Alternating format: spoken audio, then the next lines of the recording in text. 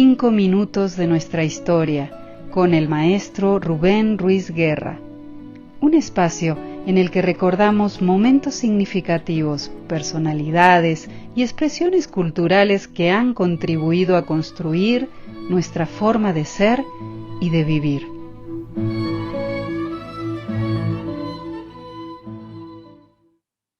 Bienvenidas todas, bienvenidos todos a una nueva emisión de 5 minutos de nuestra historia. Esta es una producción de la sede de la Universidad Nacional Autónoma de México en Chicago y el Centro de Investigaciones sobre América Latina y el Caribe de la misma universidad. Soy el profesor Rubén Ruiz Guerra y el día de hoy vamos a platicar acerca de un suceso muy importante que pasó a mediados del siglo pasado, del siglo XX, en México.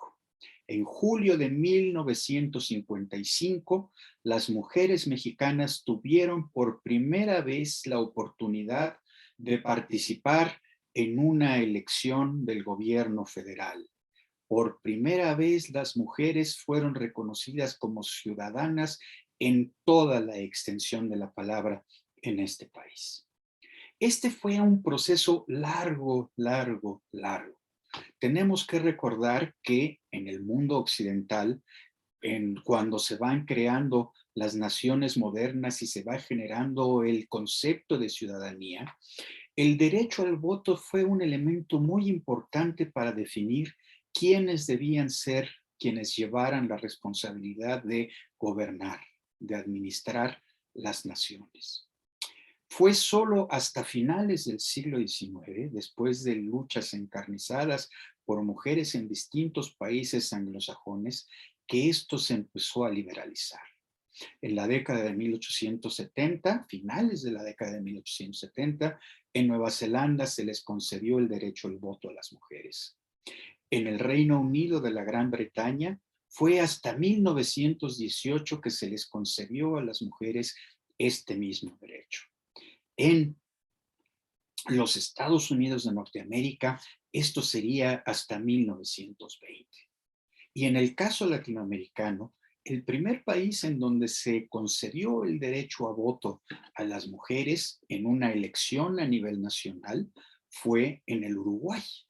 Mientras que en el caso mexicano, desde la década de 1920, fue muy importante el trabajo que se hizo en la zona de Yucatán por parte de Elvia Carrillo Puerto y el impulso que se dio a reuniones de mujeres y a un congreso de mujeres para exigir derechos ciudadanos para ellas y para exigir el voto. Lamentablemente, solo fue hasta 1853 que se aprobó una ley al respecto e, insisto, en 1955 fue que se ejerció el voto. Decía yo, fue uno de los últimos países latinoamericanos en que esto sucedió. Ya decía yo, Uruguay fue el primero de ellos. Después del Uruguay, el Ecuador, también el Brasil concedió este voto de una manera relativamente temprana. Decir relativamente temprana es a partir de mediados de la década de 1920 y hasta la década de 1940. Hubo algunos otros países que lo hicieron después de México y esto sucedió, por ejemplo, en Colombia, por ejemplo, en el Perú, que ya fue muy tarde en la década de 1950. Pero ¿por qué es importante que se les haya dado el voto a las mujeres? Por varias razones.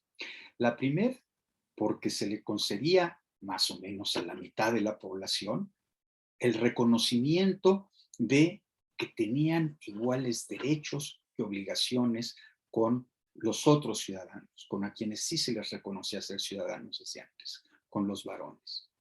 Y esto querría decir, esto era en realidad un avance importante hacia la igualdad entre varones y mujeres.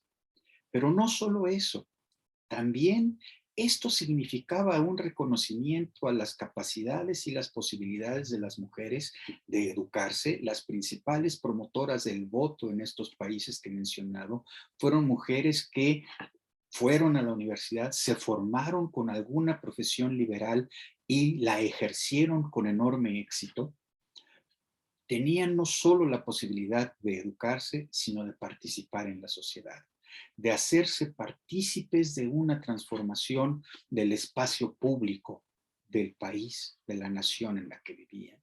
Y tal vez esta sea la aportación más importante del haber reconocido el derecho ciudadano y haber otorgado el derecho al voto para definir la cosa pública para las mujeres en México en 1955 y en otras partes de América Latina entre 1924 y 1958.